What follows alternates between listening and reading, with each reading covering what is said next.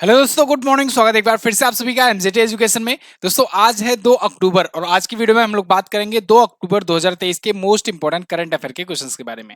2 अक्टूबर दोस्तों बहुत ही महत्वपूर्ण दिवस होता है हमारे पूरे सभी देशवासियों के लिए, क्योंकि 2 अक्टूबर के दिन दोस्तों 2 महापुरुषों की जयंती मनाई जाती है।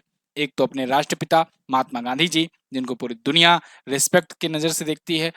अहिंसा का पाठ इन्होंने दुनिया में पढ़ाया, जो कि एक ऐसा विपन होता है जो कि बड़ी से बड़ी लड़ाइयां दुनिया भर में बड़े से बड़े मुद्दे सुलझाया जा सकता है जिसके माध्यम से। इसके अलावा हमारे पूर्व प्रधानमंत्री लाल बहादुर शास्त्री जी की भी जयंती 2 अक्टूबर को होती है। तो दोनों ही महापुरुषों को समझ लो एमजेटी एजुकेशन की तरफ से हैप्पी बर्थडे। तो शुरू करते हैं हम लोग। सबसे पहले रिवीजन करेंगे, उसके बाद फिर हम आज का करंट अफेयर का सिलसिला शुरू करेंगे। सबसे पहले हम लोग बात करेंगे कल के क्वेश्चंस की। तो कल हम लोगों ने पढ़ा था कि 1 अक्टूबर को मनाया जाता है अंतर्राष्ट्रीय वृद्धजन दिवस। इसके अलावा प्रेस ट्रस्ट ऑफ इंडिया के बोर्ड का अध्यक्ष बनाया गया है के एन शांता कुमार को। और गणित में 2023 का शस्त्र रामानुजन पुरस्कार मिला है दोस्तों रुई किसियांग झांग को। और एशियन गेम में रोहन बोपन्ना और ऋतुजा भोसले ने टेनिस में जीत लिया है मिक्स डबल्स में गोल्ड। और अभी भारतीय भाषा उत्सव और प्रौद्योगिकी एवं भारतीय भाषा शिखर सम्मेलन, इसका शुभारंभ किया गया है केंद्रीय शिक्षा मंत्री धर्मेंद्र प्रधान जी के द्वारा। और अभी हाल ही में केंद्रीय मंत्री जी किशन रेड्डी जी ने 8 पूर्वोत्तर राज्यों में 5G ट्रेनिंग लैब स्थापित करी हुई है। उमलिंग ला फैशन रन दुनिया में सबसे अधिक ऊंचाई पर आयोजित होने वाला फैशन शो है और ये लद्दाख में आयोजित हुआ। राष्ट्रपति द्रौपदी मुर्मू जी ने अभी 41 विजेताओं को राष्ट्रीय सेवा योजना पुरस्कार प्रदान किया है। और अंतरिक्ष एजेंसी नासा ने दोस्तों परसेवरेंस जो मिशन लॉन्च किया था, जो कि मार्स मिशन था, मंगल ग्रह का मिशन था, इसने अभी सुपर फास्ट नेविगेशन का एक नया रिकॉर्ड बना दिया है। और अभी हाल ही में रसिया ने 2024 में अपने रक्षा खर्च को 70% तक बढ़ाने का, इंक्रीज करने का अनाउंसमेंट किया हुआ है। तो ये टॉप 10 करंट अफेयर के क्वेश्चन थे जिनका आपने किया है बेहतरीन रिवीजन। अब हम लोग बात करेंगे आज के करंट अफेयर की। तो पहला क्वेश्चन आपके सामने है, 2 अक्टूबर को निम्न में से किसके जन्म दिवस पर अंतर्राष्ट्रीय अहिंसा दिवस मनाया जाता है? तो दोस्तों अंतर्राष्ट्रीय अहिंसा दिवस महात्मा गांधी जी की जयंती के अवसर पर मनाया जाता है। ये यूएन के द्वारा मनाया जाता है, यानी कि संयुक्त राष्ट्र के द्वारा मनाया जाता है, यूनाइटेड नेशन ऑर्गेनाइजेशन के द्वारा। विश्व अहिंसा दिवस, आप सब जानते हो महात्मा गांधी जी अहिंसा के समझ लो सबसे बड़े सूचक हैं, सबसे बड़े इंडिकेटर महात्मा गांधी जी हैं पूरी दुनिया में। यहाँ तक कि नेल्सन मंडेला, जो कि साउथ अफ्रीका के पहले प्रेसिडेंट थे, वो इनको फॉलो करते थे। गांधी जी पर सबके विचार अपने अलग अलग हो सकते हैं, काफी मतभेद भी रहता है। अब आजकल तो बहुत लोग मतलब सोशल मीडिया पर कुछ भी कह देते हैं, लेकिन आप आज आज के 100 साल पहले सोच करके देखो कि कोई एक बंदा एक साथ लाखों लाखों की भीड़ इकट्ठा कर लेता था बिना किसी सोशल मीडिया या बिना किसी फेसबुक अनाउंसमेंट या इन सब के। बातों में दम हुआ तभी ना आप लोग आपकी बात सुनेंगे, बातों में कोई वजन होगा, आपकी बात में कोई ऐसा पॉइंट होगा, तभी तो लोगों को उम्मीद दिखेगी, तभी ना लोग आपको फॉलो करेंगे। आखिर इतना पूरे देशवासी कैसे फॉलो करने लगे? तो ये एक वाकई में बहुत ही महान लीडर थे और इन्होंने जो रूटीन फॉलो किया, हालांकि अब इस पर देखिए कुछ मतभेद हो सकते हैं, बहुत सारी चीजें होती हैं, कुछ डिसीजंस गलत भी होते हैं। ऑब्वियस सी बात है, बहुत सारे डिसीजंस लेने होते हैं। जब आप बहुत सारी भीड़ को इकट्ठा आप लीड कर रहे हो तो आपका डिसीजन इफेक्ट डालता है। हो सकता है कुछ के लिए वो अच्छा हो, कुछ के लिए वो गड़बड़ हो जाता है कभी कभी। तो फिलहाल जो भी ये सब है, इन पर मैं आपको आज एक गांधी युग की वीडियो दूंगा, जिसमें गांधी जी के लाइफ से लेकर के, शुरुआत से लेकर के अंत तक, उनके टाइम पर उनसे रिलेट कर करके स्वतंत्रता संग्राम कैसे आगे बढ़ता रहा, इसको मैं बताने की कोशिश करूंगा। तो आज दिन में वीडियो आएगी, आप देखने का जरूर प्रयास करना। फिलहाल महात्मा गांधी जी के बारे में आप जान लिए। भारत के पूर्व प्रधानमंत्री लाल बहादुर शास्त्री जी, इनकी भी जयंती होती 2 अक्टूबर को, ये भी आप याद रखिएगा, इंपॉर्टेंट है। लाल बहादुर शास्त्री वही हैं जिन्होंने जय जवान जय किसान का नारा दिया था।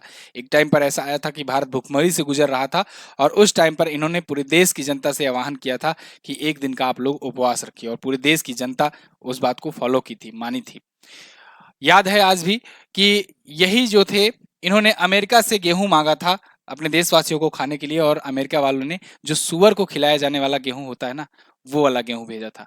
और आज के टाइम पर जब भारत ने अपना जो नॉन बासमती चावल का निर्यात रोका हुआ है, तो फिर आज के टाइम पर अमेरिका, वही वही ब्रिटेन, ये सब देश गए हैं WTO विश्व व्यापार संगठन में ये कहने कि इंडिया से कह दो बैन हटा दे, जिससे उनके नागरिकों को सस्ते दामों पर अनाज मिल सके। क्यों भाई, पुराने दिन भूल गए? भेजें वही वाला गेहूं। चलिए अब देखते हैं कुछ अन्य महत्वपूर्ण जो महापुरुष रहे हैं उनकी पुण्यतिथि या जयंती के अवसर पर कौन कौन से दिवस मनाए जाते हैं या उनके उपलक्ष्य में क्या क्या क्या मनाए जाते हैं। तो 12 जनवरी को दोस्तों राष्ट्रीय युवा दिवस मनाया जाता है स्वामी विवेकानंद जी की जयंती के अवसर पर।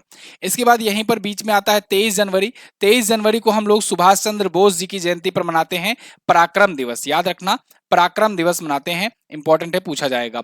इसके अलावा 30 जनवरी को शहीद दिवस मनाया जाता है। महात्मा गांधी जी की ही पुण्यतिथि होती है 30 जनवरी को, तो इसी वजह से मनाया जाता है ये शहीद दिवस। 21 मई को राष्ट्रीय आतंकवाद विरोधी दिवस मनाते हैं। 20 अगस्त को सद्भावना दिवस मनाते हैं। देखो, आतंकवाद विरोधी दिवस ये पूर्व प्रधानमंत्री राजीव गांधी जी की पुण्यतिथि पर मनाते हैं और सद्भावना दिवस इन्हीं की जयंती पर मनाते हैं। 29 अगस्त को राष्ट्रीय खेल दिवस मनाते हैं मेजर ध्यानचंद जी की जयंती के अवसर पर। 5 सितंबर को राष्ट्रीय शिक्षक दिवस मनाते हैं हम लोग महान शिक्षक सर्वपल्ली राधाकृष्णन जी की जयंती पर।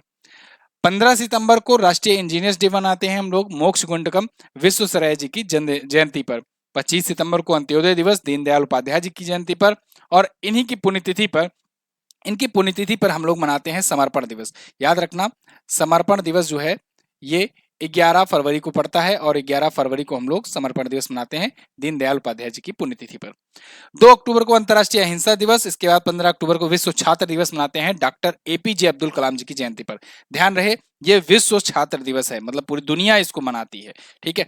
14 नवंबर को बाल दिवस भारत के पहले प्रधानमंत्री जवाहरलाल नेहरू जी की जयंती पर। और 25 दिसंबर को सुशासन दिवस यानी गुड गवर्निंग डे, ये भारत के पूर्व प्रधानमंत्री अटल बिहारी वाजपेयी जी की जयंती पर मनाते हैं। अगला, ग्लोबल इनोवेशन इंडेक्स 2023 में भारत किस स्थान पर है? तो दोस्तों अभी ग्लोबल इनोवेशन इंडेक्स जारी किया गया था, यानी वैश्विक नवाचार सूचकांक जारी किया गया था। इसमें भारत पहुंच गया है 40वें स्थान पर। यह बहुत ही अच्छी रैंक है, मतलब भारत ने पिछले 5 से 6 सालों में बहुत अच्छा सुधार देखा है। भारत एक टाइम था 81वें स्थान पर हुआ करता था। 2015 की अगर बात करें तो भारत 81वें स्थान पर हुआ करता था, वहां से अब आज 40वें स्थान पर पहुंच गया है। ये काफी अच्छी सुधार देखने को मिला है ग्लोबल इनोवेशन इंडेक्स में। ठीक है। अच्छा, एक चीज और, ये 2023 का है, 16वां एडिशन है इस बार का। पहले पर कौन है? तो टॉप पर है दोस्तों स्विट्जरलैंड, दूसरे पर है स्वीडन और तीसरे पर है संयुक्त राज्य अमेरिका या कहें United states of America, USA. Okay. जारीकर्ता कौन है ये पूछा जाता है। देखो, मैंने आपको उस दिन भी बताया था कि जारीकर्ता का नाम भी आप साथ साथ तैयार करते चलो। इसको WIPO के द्वारा यानी वर्ल्ड इंटेलेक्चुअल प्रॉपर्टी इंडेक्स के द्वारा जारी किया जाता है। अब पिछले कुछ जो आए हुए हैं सूचकांक इंडेक्स रैंकिंग उनको रिकॉल करेंगे। जैसे जैसे IMD ने अभी वर्ल्ड टैलेंट रैंकिंग जारी किया था, इसमें भारत को 56वां स्थान मिला था। इसके बाद रिपोर्टर्स विदाउट बॉर्डर्स, ध्यान रखना, रिपोर्टर्स विदाउट बॉर्डर्स ने विश्व प्रेस स्वतंत्रता सूचकांक जारी किया। इसमें भारत की स्थिति बहुत गड़बड़ है, 161वें स्थान पर है भारत। इसके अलावा दोस्तों IMD की वैश्विक प्रतिस्पर्धात्मकता यानी कि ग्लोबल कॉम्पिटिटिवनेस इंडेक्स जारी की गई और इसमें भारत है 40वें स्थान पर। इसमें भी भारत 40 है, इसमें भी, इनोवेशन में भी 40 है। ग्लोबल जेंडर गैप इंडेक्स जारी किया गया वर्ल्ड इकोनॉमिक फोरम के द्वारा और इसमें भारत है 127वें स्थान पर। हैंके की वार्षिक दुख सूचकांक आया, इसमें भारत 123वें स्थान पर है। USCC यानी United state chamber of commerce में इसके द्वारा वैश्विक बौद्धिक संपदा सूचकांक यानी कि इंटेलेक्चुअल प्रॉपर्टी इंडेक्स जारी की गई। इसमें भारत जो है 42वें स्थान पर रहा। लॉजिस्टिक परफॉर्मेंस इंडेक्स यानी कि रसद सूचकांक विश्व बैंक जारी करता है, इसमें भारत 38वें स्थान पर है। UN की विश्व खुशहाली सूचकांक आए और इसमें 126वें स्थान पर भारत है। हेनले पासपोर्ट इंडेक्स में भारत 80वें स्थान पर है। इंपॉर्टेंट है ना, याद रखना, बहुत इंपॉर्टेंट है। आगे, किस कंपनी ने भारत में भूकंप चेतावनी प्रणाली शुरू की? तो दोस्तों अभी रिसेंटली गूगल ने भारत में भूकंप चेतावनी प्रणाली शुरू की है, यानी भूकंप आने वाला होगा तो ये अलर्ट जारी करेगा। अब देखो, वैसे अगर देखा जाए ना तो ये सब थ्योरेटिकल ही चीजें हैं। आज तक प्रैक्टिकली कोई भी भूकंप का पूर्वानुमान नहीं कर पाया है। हालांकि गूगल ये दावा कर रहा है कि हम कुछ सेकंड पहले हम अलर्ट कर देंगे, जिससे जिससे लोगों को थोड़ा सा मौका मिल जाएगा अपने घरों से बाहर निकलने का या भागने का, दूर भागने का, बड़ी बड़ी ऊंची ऊंची इमारतों से। क्योंकि भूकंप वगैरह केस में आप जानते हो कि बड़ी सी बड़ी इमारतें गिर जाती हैं और गिरने के बाद फिर बहुत लोगों की मृत्यु हो जाती है। तो यहाँ पर भूकंप अलर्ट सिस्टम इन्होंने जारी किया है, अर्थक्वेक अलर्ट सिस्टम है इंडिया में। तो गूगल ने इसे लॉन्च किया है। इसके लिए ये कह रहे हैं कि हम राष्ट्रीय आपदा प्रबंधन प्राधिकरण यानी एनडीएमए से और राष्ट्रीय भूकंप विज्ञान केंद्र यानी एनएससी से, इन दोनों से परामर्श ले लिए हैं और इसके बाद हम लोग लॉन्च कर रहे हैं। देखना होगा ये कितना कारगर होगा। वैसे इसकी शुरुआत अभी एंड्रॉइड स्मार्टफोन यूजर्स के लिए है। एंड्रॉइड के लिए क्यों? क्योंकि मैंने आपको बताया है कि गूगल का ऑपरेटिंग सिस्टम है ये, गूगल का ऑपरेटिंग सिस्टम है एंड्रॉइड, ठीक है। जैसे अपना एमजेटी ऐप है, केवल एंड्रॉइड पर ही चल रहा है अभी, आईओएस पर अभी नहीं आया हुआ है, तो जो एप्पल यूजर है वो एमजेटी ऐप अभी नहीं चला पाते हैं। इन फ्यूचर हम लोग आईओएस पर भी लाएंगे ऐप को, ठीक है। तो अभी ये ओएस एंड्रॉइड पर ये भी काम करेगा, अभी मिलेगा। वैसे गूगल की बात करें तो 1998 में स्थापना हुई थी। सुंदर पिचाई इसके सीईओ हैं वर्तमान में, और इसकी पेरेंट कंपनी है अल्फाबेट। अल्फाबेट जो है ये इसकी पेरेंट कंपनी है और स्थापना इसकी लैरी पेज ने की थी। अगला, हाल ही में किस राजमार्ग पर इलेक्ट्रिक हाईवे लेन बनाए जाने की घोषणा हुई है? तो दोस्तों अभी हाल ही में दिल्ली और जयपुर हाईवे पर एक नया लेन बनाने की बात की जा रही है, जो इलेक्ट्रिक हाईवे लेन होगा, यानी उस पर इलेक्ट्रिक बसेस चलेंगी। जी हाँ, गाड़ियां नहीं, बसेस चलेंगी वो, क्योंकि लेन जो होगा वो हाईवे लेन वो इलेक्ट्रिक होगा। ठीक वैसे ही जैसे आप देखते हो मेट्रोज हैं, जैसे आप देखते हो इंडियन रेलवे चलाता है, ट्रेनें चलती हैं, ऊपर यहाँ पर कनेक्ट रहता है तार से और उसी भी चलता है। तो यहाँ पर कॉन्सेप्ट क्या होगा बेसिकली, जैसे जो हाईवे है, जैसे दिल्ली जयपुर हाईवे पहले से बना हुआ है, उस हाईवे पर एक बगल में एक लेन बना दिया जाएगा, जिस लेन पर ऐसे ऊपर से इलेक्ट्रिक वायर्स दौड़ा दिए जाएंगे। अब इस लेन पर केवल बसेस चलेंगी। आपने फिल्मों वगैरह में देखा होगा, बहुत सारे यूरोपीय देश में ऑलरेडी बहुत सालों से ये सब सिस्टम चल रहा है, ठीक है, वहां पर इलेक्ट्रिक बसेस चल रही हैं ऑलरेडी। तो वैसा ही कुछ कॉन्सेप्ट होगा दिल्ली और जयपुर के हाईवे के बीच में। तो इंडिया का पहला ये इलेक्ट्रिक हाईवे बनने जा रहा है, जहां पर इलेक्ट्रिक बसेस चलेंगी और ये फर्राटा दौड़ेंगे, 100 किलोमीटर पर आवर की स्पीड से भागेंगी ये, ठीक है। और 225 किलोमीटर की दूरी है, यहाँ तक ये चलाया जा रहा है। तो भारत में पहली बार हो रहा है, तो इंपॉर्टेंट है भाई, पहले इंपॉर्टेंट होता ही है। तो ये दिल्ली जयपुर राजमार्ग। अच्छा, अभी मैंने आपको बताया था कि भारत का सबसे बड़ा एक्सप्रेसवे कौन है? दिल्ली मुंबई एक्सप्रेसवे। कौन सा है?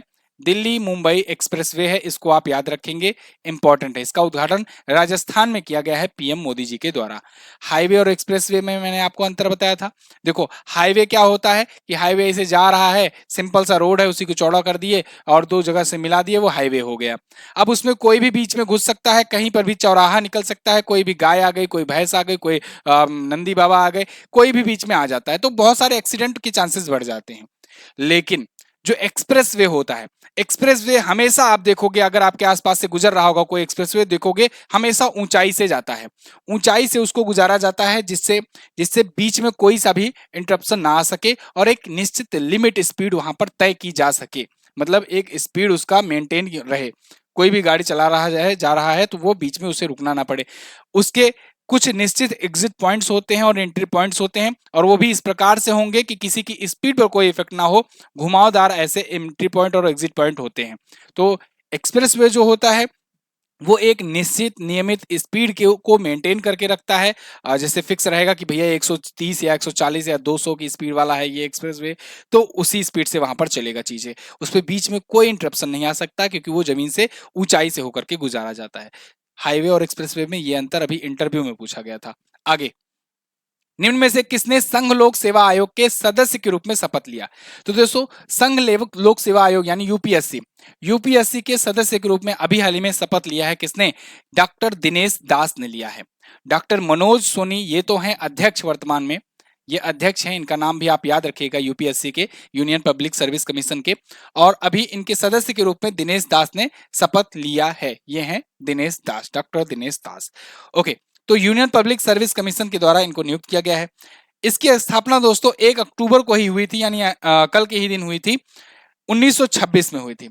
मुख्यालय इसका नई दिल्ली में है, अध्यक्ष इसके मनोज सोनी जी हैं। अब प्रमुख नियुक्तियां कल ही रिवीजन करवाया था आपका, तो आज आप स्क्रीनशॉट लेना चाहें तो स्क्रीनशॉट ले सकते हैं। आगे बढ़ते हैं। 28 सितंबर को निम्न में से कौन सा दिवस मनाया गया? तो देखो 28 सितंबर, देखो कुछ दिवस जो है ना कभी कभी छूट जाते हैं। तो छूट जाते हैं तो बाद में कवर करा लिया जाता है, कोई चीजें छूटेगी नहीं आपका। जब क्वेश्चंस ज्यादा रहते हैं तो मैं कोशिश करता हूं उन क्वेश्चंस को संडे को कवर करा दूं, क्योंकि संडे को क्वेश्चंस नहीं आते हैं। तो यहाँ पर देखो मैं इन दो क्वेश्चंस को जो छूट गए थे सितंबर महीने से उसको यहाँ पर कवर करा दे रहा हूँ। जैसे विश्व समुद्री दिवस और अंतर्राष्ट्रीय अनुवाद दिवस। विश्व समुद्री दिवस ये 28 सितंबर को मनाया गया, अंतर्राष्ट्रीय अनुवाद दिवस ये 30 सितंबर को मनाया गया, 30 सितंबर को मनाया गया। ठीक है, अब दोनों को चीजों को समझो एक एक करके। विश्व समुद्री दिवस समुद्र के बारे में अवेयरनेस फैलाने के लिए, समुद्र का महत्व बताने के लिए, समुद्र की क्या उपयोगिता रहेगी हमारी पास्ट में, खास करके पास्ट में तो बहुत ज्यादा उपयोगी रहा है, क्योंकि पुराने समय से बहुत लंबा व्यापार होता आया है और आज भी व्यापार के लिए सबसे बढ़िया जो रूट होता है वो समुद्री मार्ग होता है। तो समुद्र के बारे में अवेयरनेस फैलाने के लिए वो मनाया जाता है। अब देखो समुद्री शब्द जो है ना ये लैटिन शब्द मैरिटिमस से लिया गया है, आप मैरीटाइम भी सुनते होगे, इसका मतलब होता है समुद्र का। समुद्री दिवस जो है ना ये अंतिम गुरुवार को मनाया जाता है। किसके अंतिम गुरुवार? सितंबर महीने के। तो इस बार का सितंबर महीना जो है इसका अंतिम गुरुवार 28 सितंबर को पड़ा, इसलिए ये इस बार 28 सितंबर को मनाया गया। यानी यानी ये हर बार 28 सितंबर को नहीं पड़ेगा, हर बार ये सितंबर महीने के लास्ट गुरुवार को पड़ेगा। ठीक, चलो। Marco Polo at 50 hour commitment goes on, ये है इस बार की थीम इसकी। 1958 में अंतरराष्ट्रीय समुद्री संगठन की स्थापना की गई थी, जिसके द्वारा ये मनाया जाता है, जिसका हेडक्वार्टर लंदन में है और इसके महासचिव हैं किटक लिम। कौन है? किटक लिम। अब बात करते हैं दूसरे महत्वपूर्ण दिवस की, ये है इंटरनेशनल ट्रांसलेशन डे। ये 30 सितंबर को ही मनाया जाता है हर वर्ष। तो 30 सितंबर को ट्रांसलेशन का महत्व बताने के लिए, देखो होता क्या है कि आपके देश में दूसरी लैंग्वेज है, आप दूसरे देश में जाओगे दूसरी लैंग्वेज वहां पर मिलेगी, तो वहां पर जो लैंग्वेज मिलेगी तो उसको तो आप जानते नहीं हो, तो बीच में एक ट्रांसलेटर की जरूरत होगी जो दोनों लैंग्वेज को जानता हो। तो इसीलिए ट्रांसलेशन का महत्व, अगर ट्रांसलेशन ना पॉसिबल होता तो समझ लो कोई भी, जितनी भी समिट्स होती हैं, जितने भी दो पक्षीय समझौते होते हैं किन्हीं दो देशों के बीच में, वो पॉसिबल ही नहीं हो पाता। एक प्रधानमंत्री कुछ बोल रहा है, दूसरा प्रधानमंत्री कुछ बोल रहा है। एग्जाम्पल के लिए मैं बताऊं आपको, जॉर्जिया मेलोनी भी आ गई हैं यूट्यूब पर। ठीक है, आप जाकर सर्च करके उनकी वीडियोस देखेंगे, कुछ समझ में नहीं आएगा। तो अगर ट्रांसलेटर ना होता तो मोदी जी कैसे करते समझौते। चलो, तो फिलहाल 1991 में international federation of translation FIT द्वारा स्थापित किया गया और इसके द्वारा ये मनाया जाता है। ठीक है, अनुवादकों, दुभाषियों और परिभाषकों का प्रतिनिधित्व करता है ये दिवस। तो ये दोनों दिवस याद रहेगा। आगे अच्छा, MJT ऐप पर दोस्तों ई बुक आ चुकी है। मैं ई बुक का आपको डेमो दे दूंगा व्हाट्सएप चैनल पर, ठीक है ना। डेमो आपको मिलेगा व्हाट्सएप चैनल पर, कुछ रिव्यू, कुछ पेजेस के मैं वहां पर फोटो भेज दूंगा।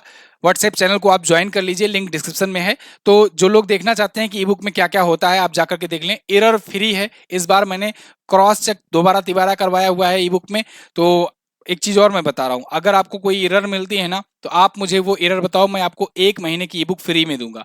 तो आप में से जो लोग हो लग जाओ, बस कंडीशन ये है कि आपकी वो एरर कोई और ना बताया हो। ठीक है, अब इसके लिए कैसे भरोसा करोगे, करना पड़ेगा, क्या करें क्योंकि आपके उस एरर को ढूंढने से बाकी लोगों की हेल्प हो जाएगी जो आने वाले समय में उसको परचेज करेंगे। वैसे मैंने जैसे कि बताया आपको, 2 बार 3 बार हम लोगों ने क्रॉस चेक करवाया है, तो इस बार कोई भी एरर आपको नहीं देखने को मिलेगा। अपनी तरफ से पूरी कोशिश की गई है। तो ई बुक का डेमो भी व्हाट्सएप चैनल पर भेजा जाएगा आपको। सितंबर महीने की हिंदी और इंग्लिश में दोनों लैंग्वेज में ई बुक आ चुकी है। सितंबर महीने का पूरा क्वेश्चंस आपको चैप्टर बाय चैप्टर मिल जाएंगे, अलग अलग टॉपिक के साथ क्वेश्चन आंसर फॉर्मेट में, और साथ ही साथ एक्सप्लेनेशन भी रहता है। ठीक है, तो आप इसको ले सकते हैं मात्र 20 रुपए में, मात्र 20 रुपए में 1 महीने की ई बुक। किस कंपनी के सह संस्थापक अश्वनी दानी का निधन हो गया? तो अश्वनी दानी दोस्तों ये को फाउंडर थे एशियन पेंट के। एशियन पेंट को इन्होंने शून्य से समझो शिखर तक पहुंचाने में बहुत अहम भूमिका निभाई थी। शून्य से नहीं कहेंगे, बीच में थोड़ा कुछ साल बाद ये जुड़े थे, लेकिन समझ लो टॉप पर पहुंचाने में इनका अहम योगदान था। एक्चुअली में एशियन पेंट अपने इनोवेशन की वजह से जाना जाता है। एशियन पेंट्स उस समय में कंप्यूटर ला करके यूज कर रहा था, कंप्यूटर डिजाइनिंग, कंप्यूटर से कलर कोडिंग, कलर मिक्सिंग वगैरह कर रहा था, जिस टाइम पर पूरे भारत में उतने कंप्यूटर्स नहीं थे, गिने चुने ऑफिसेस में कंप्यूटर थे।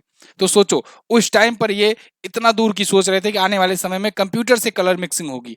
इतना इनोवेटिव थे ये, और इन्हीं की देन थी। आज ये दुनिया में नहीं है, चले गए हैं अपना योगदान दे करके। 1968 में ये एशियन पेंट्स में शामिल हुए थे, और उसके बाद भारत में पहला कंप्यूटरीकृत रंग मिश्रण कार्यक्रम इन्होंने ही शुरू किया था। आज के टाइम पर एशियन पेंट के CEO और MD हैं अमित सिंघले। एशियन पेंट पेंट करने तो काम आता ही आता है, कभी कभी मैच में बारिश वगैरह होती है तो उसकी बाल्टी भी काम आ जाती है, मिट्टी और ढोने में, सुखवाने में। आप लोगों को याद होगा किस्सा जरूर। चलिए, आईपीएल का फाइनल। सीबीडीटी के अध्यक्ष के रूप में नितिन गुप्ता का कार्यकाल कितने वर्ष के लिए बढ़ाया गया? तो सीबीडीटी के अध्यक्ष के रूप में नितिन गुप्ता का कार्यकाल 1 साल के लिए बढ़ा दिया गया है। अब देखो, दो चीजें इंपॉर्टेंट है, एक सीबीडीटी होता है, एक होता है सीबीआईसी। दोनों के बारे में बताऊंगा। इनको देखिए, ये है नितिन गुप्ता और इनका कार्यकाल अब 2024 तक बढ़ा दिया गया है। सीबीडीटी बोले तो central board of direct taxes, यानी केंद्रीय प्रत्यक्ष कर बोर्ड। जो डायरेक्ट टैक्सेस लगते हैं उसके लिए रिस्पॉन्सिबल संस्था सीबीडीटी है। जो इनडायरेक्ट टैक्सेस होते हैं उनके लिए रिस्पॉन्सिबल संस्था है सीबीआईसी, यानी central board of indirect taxes and customs. तो ये अप्रत्यक्ष कर के लिए है, अप्रत्यक्ष कर और सीमा शुल्क बोर्ड। ये है प्रत्यक्ष कर बोर्ड, ठीक है। इसके अध्यक्ष अभी रिसेंटली नए बनाए गए हैं, संजय कुमार अग्रवाल। कुछ दिन पहले ही मैंने आपको बताया था, इनका नाम आपको याद रखना है। इनका तो आपको दोबारा रिपीट करना है क्योंकि ये सीबीडीटी के अध्यक्ष, दोबारा से कार्यकाल बढ़ गया है, नितिन गुप्ता। एक चीज और, अगर आपसे पूछा जाए कि ये जो जीएसटी होता है ये किस प्रकार का कर होता है, तो आप बताएंगे ये अप्रत्यक्ष कर है, यानी इनडायरेक्ट टैक्स है, अप्रत्यक्ष कर है। और 17 प्रकार के इनडायरेक्ट टैक्सेस को एक करके 17 प्रकार के इनडायरेक्ट टैक्सेस को एक करके जीएसटी बनाया गया था और 1 जुलाई 2017 को पूरे भारत में लागू किया गया था। ठीक, आगे 1 अक्टूबर 2023 से सरकार ने सट्टेबाजी, ऑनलाइन गेमिंग और घुड़दौड़ पर लॉटरी पर कितने प्रतिशत का जीएसटी लागू कर दिया? देखो, जीएसटी का अनाउंसमेंट जब किया गया था तभी मैंने ये क्वेश्चन बताया था आपको। ये बेसिकली लागू अब हो चुका है 1 अक्टूबर से। होगा क्या कि अगर ऑनलाइन गेमिंग है, सट्टेबाजी है, घुड़दौड़ है या लॉटरी है, इनसे आप जो भी अमाउंट जीतोगे उस पर 28% का जीएसटी लगेगा। कितना? 28% का जीएसटी, यानी कि मैक्सिमम वाला जो दायरा होता है जीएसटी का वो लगेगा। अब इसको लगने से ना, जो प्रचार होता था ना, ये मैं कर लेता हूँ, ड्रीम 11 पे तुम टीम बना लो। ड्रीम 11 को 40,000 करोड़ का सरकार ने भेजा है, 40,000 करोड़ का जीएसटी भेजा है। सोचो, 40,000 करोड़ यार, मामूली बात नहीं है, इतना ड्रीम 11 को भरना पड़ेगा। फिलहाल 28% का जीएसटी दिया जाएगा, 1 अक्टूबर से प्रभावी होगा। ये 51वीं जीएसटी काउंसिल की बैठक में ये फैसला लिया गया था। अब इसमें देखो, ये लागू करने के लिए 2 संशोधन किए गए। एक तो एकीकृत वस्तु और सेवा कर, ज्यादा हिंदी हो गया। मैंने आपको बताया था इंटीग्रेटेड जीएसटी, याद होगा ना, इंटीग्रेटेड जीएसटी एक बताया था। एक मैंने आपको सीजीएसटी यानी सेंट्रल जीएसटी बताया था, सेंट्रल गवर्नमेंट वाला जीएसटी। तो ये इन दोनों में संशोधन करके किया गया है। 2 और टाइप के होते हैं, एक होता है स्टेट जीएसटी यानी ये एस जीएसटी, एक होता है यूटी जीएसटी या यूजीएसटी कहें, यूनियन टेरिटरी के लिए जीएसटी। ठीक है, तो ये 4 में से ये दोनों में संशोधन करके ये पारित किया गया था। अब 28% टैक्स देना होगा। जीएसटी आ गया है तो कुछ चीजें यहां पर मैं जीएसटी से फिर से बता दे रहा हूं आपको। एक तो जीएसटी लागू कब हुआ, जैसे कि मैंने आपको बताया 1 जुलाई 2017 को मध्य रात्रि से लागू हुआ। पहला देश कौन सा है? फ्रांस। और भारत कौन सा देश है? 161वां देश है भारत। अच्छा, किसकी सिफारिश पर लाया गया था? तो आप बताएंगे विजय केलकर की समिति पर, विजय केलकर की ये लाया गया। ये इंपॉर्टेंट है, पूछा जाएगा आपसे। इसके अलावा भारत में पहला राज्य कौन बना था? तो पहला राज्य बना था दोस्तों असम। अंतिम जो बना था अब आज के टाइम पर वो यूनियन टेरिटरी बन चुका है। जम्मू कश्मीर बना था लेकिन तब ये राज्य हुआ करता था। अच्छा, एक चीज और, जीएसटी मैंने आपको बताया कितने टाइप के होते हैं, तो 4 टाइप के होते हैं। सीजीएसटी, एसजीएसटी, यूजीएसटी और कौन सा? आईजीएसटी। यहां पर मैं पूरा पूरा नहीं लिख रहा हूं। इसके अलावा कितने टैक्स स्लैब हैं? तो आप बताओगे 5 टैक्स स्लैब हैं। कौन कौन से? 0%, 5%, 12%, 18% और 28%। ये 5 प्रकार के टैक्स स्लैब हैं, इनको भी आप याद रखेंगे। ये जीएसटी की, गुड्स एंड सर्विसेज टैक्स की बात हो गई। भारत ने किसके कौन सा संविधान संशोधन नियम लागू किया था? 101वां संशोधन अधिनियम लागू किया था। ये 101वां संविधान संशोधन है भारत का, और इसके लिए 122वां बिल लाया गया था। 122वां बिल लाया गया था, ये जाकर के एक्ट बना था 101वां। ठीक, तो ये थे दोस्तों आज के दिन के इंपॉर्टेंट क्वेश्चंस। आज चूंकि संडे था इस वजह से ज्यादा क्वेश्चंस थे नहीं, बहुत सारी संस्थाएं बंद रहती हैं, तो आपको आज 9 क्वेश्चन ही बताए गए हैं। लेकिन ये 9 महत्वपूर्ण क्वेश्चंस थे। जैसे मैं आपको हमेशा कहता हूं कि जो भी यहां पर दिया जाता है सिर्फ इंपॉर्टेंट दिया जाता है। अगर आपको 10 दिया जा रहा है वो 10 सबसे महत्वपूर्ण होते हैं। कोई भी फर्जी का क्वेश्चन नहीं लिया जाता है, कम रहेगा चलेगा लेकिन फर्जी क्वेश्चन नहीं लिया जाता है। ठीक है, फिलहाल आप व्हाट्सएप चैनल को यहां से ज्वाइन कर सकते हो। पीडीएफ जो मिलती है आपको वहां से भी आप ज्वाइन कर सकते हो या फिर डिस्क्रिप्शन में लिंक है, अपने व्हाट्सएप चैनल को ज्वाइन कीजिए। इस पर मैं डेली जरूरी सूचनाएं भेजता रहता हूँ। तरह तरह की बहुत सारी दिन भर में भी अपडेट्स आती रहती हैं, जैसे एशियन गेम में क्या चल रहा है, कौन जीत रहा है क्या, उसको मैं भेजता हूँ। साथ ही साथ कोशिश हमारी रहती है कम से कम मैसेज भेजने की, मतलब इतना सब कुछ भेजने के बाद भी कोशिश रहती है कम से कम मैसेज भेजने की, जिससे कुछ लोग को ज्यादा दिक्कत भी ना हो बहुत ज्यादा मैसेज का। ठीक है, पुराने मैसेज को आप भूल ना जाओ। टेलीग्राम ग्रुप ज्वाइन कीजिए, क्योंकि इस पर जो लाइव क्लासेस चली गई थी उसकी सभी 15 की 15 पीडीएफ आपको यहाँ पर मिल जाएगी। जा करके उसको डाउनलोड कीजिए। मैं आज इसको एक काम करूंगा कि सारी 15 पीडीएफ एक साथ फिर से भिजवा दूंगा, जिससे एक ही जगह पर आपको मिल जाए। ठीक है, ढूंढना ना पड़े। तो ये टेलीग्राम ग्रुप ज्वाइन कर लो एमजेटी एजुकेशन का। बाकी क्विज वगैरह सॉल्व करना हो या इस डेली करंट अफेयर की पीडीएफ चाहिए तो आप एमजेटी ऐप डाउनलोड करो। चारों तरफ समुद्र से घिरा हुआ कोई छोटा प्रदेश या भूभाग कहलाता है द्वीप या आइलैंड कहते हैं। हृदय तथा उससे संबंधित बीमारियों का अध्ययन किया जाता है कार्डियोलॉजी में। आज आपको क्या बताना है, 22 दिसंबर को किसकी जयंती पर मनाते हैं राष्ट्रीय गणित दिवस। इसके अलावा आज आपको बताना है राष्ट्रीय सेवा योजना जो है इसका आदर्श वाक्य क्या है। दोनों क्वेश्चंस के बारे में जो भी पता हो डिटेल में जरूर आंसर करना। वीडियो को यहीं पर एंड करेंगे। आपसे रिक्वेस्ट है, अगर आप वीडियो यहां तक देखते आए हो और चैनल को सब्सक्राइब नहीं किए हो तो चैनल को जरूर सब्सक्राइब करो। सब्सक्राइब करना बिल्कुल फ्री है। आपको जो लाल वाली बटन दिख रही है उसको टच करिए आप, और सब्सक्राइब हो जाएगा आराम से। और इसके बाद फिर ऐसी ही अपडेट्स आपको रोजाना मिलती रहेंगी। चलिए बहुत बहुत धन्यवाद, मिलेंगे अगली क्लास में। तब तक के लिए नमस्कार, जय हिंद, वंदे मातरम।